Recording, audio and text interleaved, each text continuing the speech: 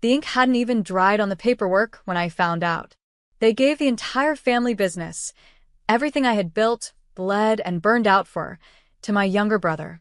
Quietly, behind my back. And then had the nerve to tell me during lunch like it was an update about the weather. My name is Claire. And from wherever you're watching this, stay with me. Have you ever poured yourself into something until you had nothing left, only to realize the people you were sacrificing for were just watching, waiting to pass the reward to someone else? That day, I was sitting in my dad's office, finishing invoices for a massive supplier contract I negotiated, one that would secure our cash flow for 6 months. My eyes were burning from lack of sleep. 75 hours that week alone. No pay. No title. Just loyalty. Dad walked in with Mom and Jacob, my brother, all smiles. "Big news," he said, clapping Jacob on the back. "We finalized the papers. Jacob's officially CEO in training. He'll take over next quarter." I blinked. "I'm sorry, what?" Mom chuckled like I'd missed a joke. "Don't look so shocked, honey. You've always been the backbone." But Jacob's got the big picture mind. Jacob didn't even look up from his phone. I felt my heartbeat thud behind my eyes. I wasn't even angry yet. I was stunned. "You said we decide together," I said slowly. "You said." Dad waved me off. "Claire, don't get emotional. You're family. You'll always have a place here. Always have a place here. Like a pet. Or a painting on the wall." I looked around the office. The framed awards I'd won for a marketing turnaround. The whiteboard still stained with my brainstorming sketches. The coffee machine I bought with my own money because the old one broke and no one bothered to replace it. "You want Jacob to run this?"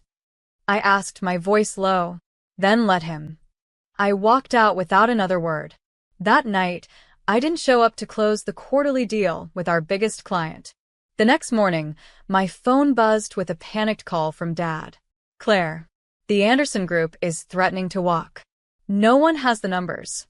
Jacob doesn't even know the contact person. Where are you?" I stared at my phone for a long, cold second. Then I answered with 4 words. "Let him handle it." And added one more for good measure. "He's the heir, right?" Their faces must have gone pale. Because for the first time, I wasn't just the backbone.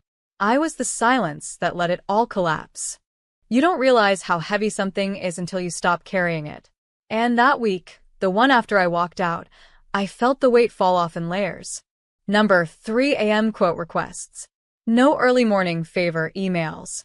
No unpaid client meetings where I was expected to smile while Jacob showed up late, unprepared, and somehow still got praised for trying. I stayed home.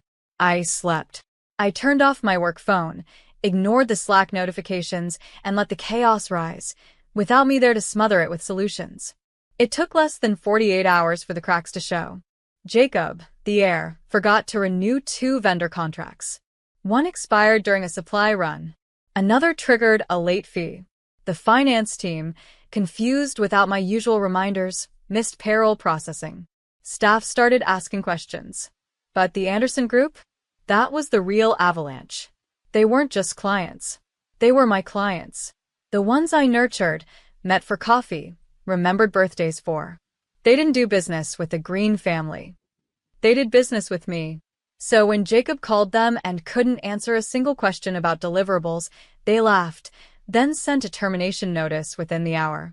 Dad called again, voice cracked open like a man watching his house burn. "Claire, please. We can fix this. Just come back and help your brother get through the transition." I didn't yell. I didn't even flinch. I simply asked, "Did he mention the company values when he called them?" "What?" I smiled sadly. That was the first thing I taught every client. That we were about service, consistency, and trust. "Did he mention that?" Silence. I didn't think so.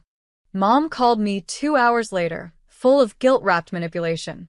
"Claire, sweetheart, Jacob's struggling. Your father is under a lot of pressure. We didn't think you'd want the title. You always said you weren't power-hungry." Power-hungry? No. I was respect-hungry, fairness-hungry, and I was starving.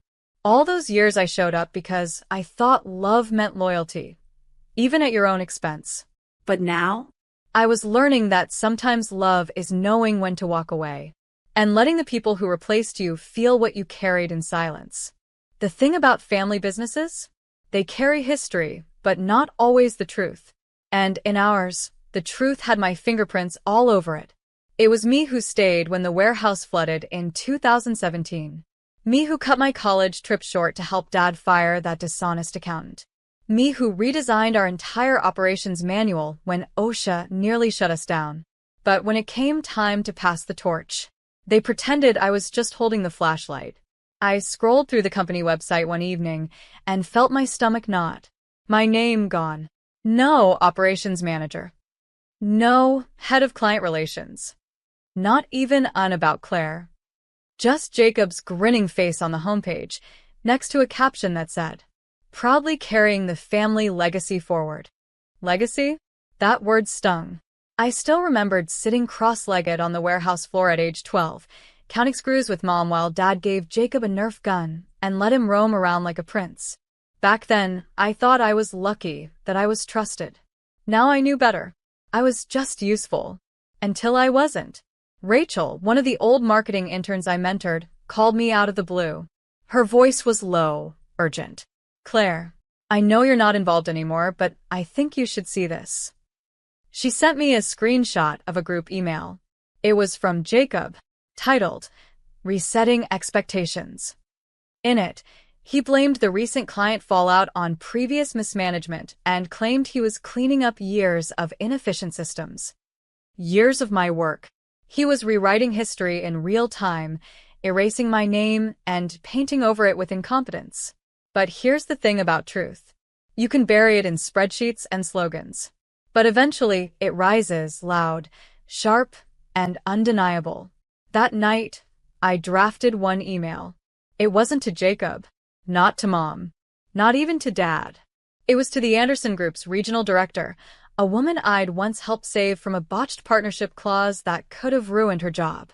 I told her the truth, not with bitterness, with receipts, attachments, timelines, meeting logs, proof that Jacob wasn't just unprepared. He was playing CEO with crayons while trying to paint over a Sistine Chapel I spent years creating. She replied in 20 minutes. "Claire, thank you. Let's talk." And I knew right then. They may have handed him the crown, but the kingdom? It still listened to me. 2 weeks after I left, the office phones were ringing, but not with new business. The Anderson Group? Already gone. Pierce Logistics? Reevaluating our relationship. And Caldwell Retail, our second largest account? They called me directly. "Claire," the rep said, voice taut with hesitation, "are you still involved? Because we'd love to move forward, but we can't do that with Jacob. He doesn't listen." I didn't gloat. I just listened. And took notes. Because if there's one thing years of invisible labor teaches you, it's how to listen for the cracks before the building falls. By week 3, 4 different clients had reached out personally, all asking the same thing. "Are you consulting independently yet?" The word hit differently. Consulting. As in valued, needed, respected. I hadn't even considered it, but the universe had. I filed my LLC paperwork that night. Green Standard Consulting, named not for the family, but for the standard they could never meet without me. The next day, I posted a simple update on LinkedIn. After years of experience scaling operations, building loyalty, and forging long-term client trust in the supply chain industry, I'm proud to announce the launch of my own consulting firm. My inbox is open. Let's build better together. It exploded. Messages poured in. Old interns, vendors, clients I hadn't heard from in years. Even 2 of our current employees messaged. "Claire, if you're building something, we want in." Meanwhile, Jacob tried to restructure the company in my absence. That meant laying off our receptionist, the same woman who'd been with us for 14 years. Replacing vendors I handpicked with cheaper, unreliable ones. And worst of all, he tried to rebrand, with a logo that looked like it was made in PowerPoint by a teenager in 2002. It was laughable. Until it wasn't. Until Dad called again. "Claire, sweetheart, we're losing too much. We didn't realize how much of the business was tied to you. Tied to me? It was me. But I didn't say that. I just said, you broke the machine and handed the pieces to someone who thought buttons were decoration. Now you want me to fix it. He went quiet, then said, what would it take for you to come back? And I smiled, because he still didn't get it. I wasn't coming back. I was building forward. And this time, I owned the blueprints. A week after my announcement, I met with Caldwell Retail in a downtown cafe. The same cafe where Dad used to take client meetings before he got too important to meet outside a boardroom. Their VP leaned in and said, Claire, we've seen your work. We trust your judgment. If you're consulting, we'd rather pay you than continue chasing your brother for answers he can't give. I signed my first independent contract by noon, and the moment my pen hit paper, something inside me clicked into place. Not revenge, not spite. Power. The kind that comes from no longer needing anyone's permission to take up space. By week 2, 3 more clients transitioned. One even asked if I could train their new operations team, using my original systems, not the diluted mess Jacob had put in place. Meanwhile, back at Green and Company, things were deteriorating fast. Word had gotten around. Jacob's own assistant, a smart woman named Nina, who I once mentored, emailed me confidentially. Claire, he's falling apart. Can't keep up. Blames everyone. Morale is tanking. Your dad's furious, but pretending it's fine. Thought you should know. I didn't respond. I didn't need to. Because while they scrambled to hold up the crumbling structure, I was already 5 floors above them, quietly constructing my own. The irony? They thought I left out of emotion. But this was calculation. The same precision I used to save their company from collapse 5 times before, I was now using to build something that didn't include them. Then came the final blow. Anderson Group reached out again. Their regional director, the same woman I once helped rewrite a contract clause late into the night over coffee, wanted to renew under my new banner. Claire, she said. We don't want Green and Company anymore. We want Green Standard. Name your rate. I named it. She agreed, without hesitation. And in that moment I realized. They hadn't just lost a daughter. They'd lost their engine. They built a business on my back, and when they thought they could replace me with a name and a smile, the whole thing cracked. That night, Dad sent a long email. No subject line. No greeting. Just 6 words. Please. Can we talk? Come home. And I knew that wasn't a father writing. It was a man watching the doors he'd shut swing open behind him. Because the people they dismissed as just support are often the ones who carry the kingdom. The next morning, I woke up to an email from Pierce Logistics, a client we'd once lost during the pandemic because Jacob mishandled their entire order cycle. Subject: Proposal for exclusive partnership. They wanted me to lead a full restructure of their national operations, not as a consultant this time, but as a strategic partner. A minority stake. 6-figure retainer. My name on the letterhead. I stared at the numbers for a long time. Not because I doubted I deserved it, but because a part of me still remembered when my dad said, Claire, you're smart, but you're not built for leadership. You're too close to things. Too soft. Turns out, soft doesn't mean weak. It means exact. It means listening harder. It means carrying things longer than you should.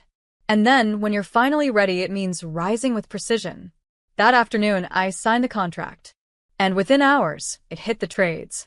Former Green and Company. Executive launches game-changing partnership with Pierce Logistics. Within minutes, my phone lit up. Jacob. Wow. Congrats.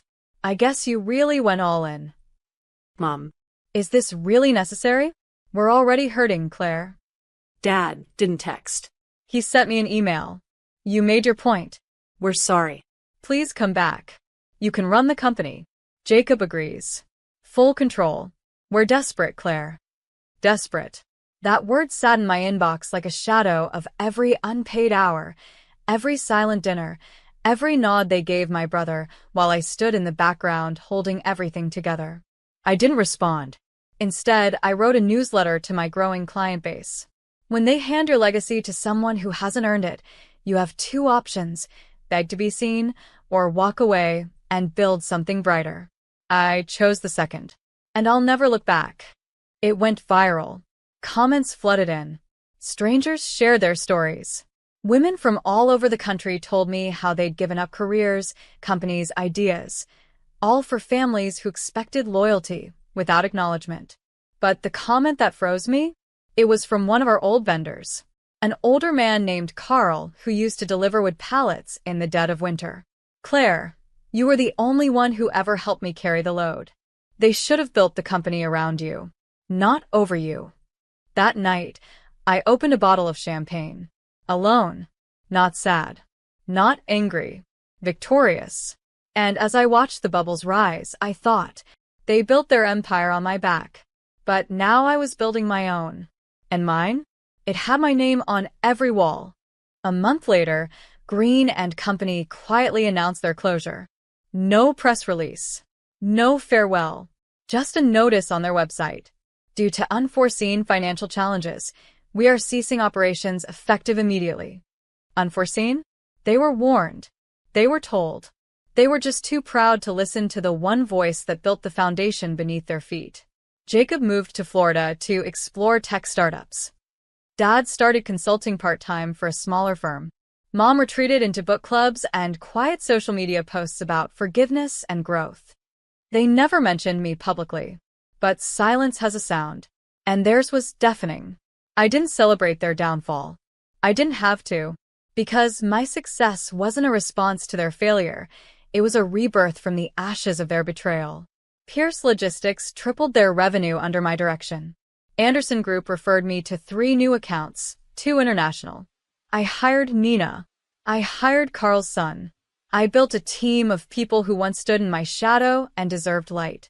At our company's 1-year anniversary gala, I stood on stage in a sleek black suit, holding a glass of wine, facing a crowd that wasn't obligated by blood, but bonded by belief. I didn't build this out of revenge, I told them. I built it out of recognition. Of who I was, of what I gave, and of what I would no longer give away without value. They applauded. Not because they had to, because they understood. After the gala, I sat alone in my office for a while, watching the city through the glass. The same skyline I once saw from my dad's old truck window, driving home late from the warehouse, wondering if I'd ever be more than the reliable one. Now, I was the visionary, the architect, the name on the door. And as I turned off the lights for the night, my phone buzzed with a single message from Dad. "I saw your speech. You earned everything. We were wrong." I didn't reply, because sometimes closure isn't a conversation. It's the sound of your own footsteps in a space you built alone, and no longer needing to look back. They chose my brother for the throne, but I built the kingdom.